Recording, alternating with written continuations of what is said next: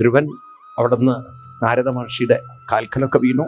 നാരദ മഹർഷിയാണ് കുട്ടിക്കൊരു മന്ത്രോപദേശം ഉപദേശിക്കുന്നത്. അങ്ങനെയാണ് ഇവിടെ ധ്രുവന് ഒരു മന്ത്ര ഉപദേശം അനുഷ്ഠിക്കാനായി കിട്ടിയത്. അതാണ് ഭാഗവതത്തിലെ പ്രസിദ്ധമായ ഓം നമോ ഭഗവതേ പറയൂ വാസുദേവായ. അപ്പൊ ഡെയിലി നമുക്ക് ചൊല്ലാനായിട്ടൊരു മന്ത്രം എപ്പോഴും മനസ്സിൽ കൊണ്ടു നടക്കണം.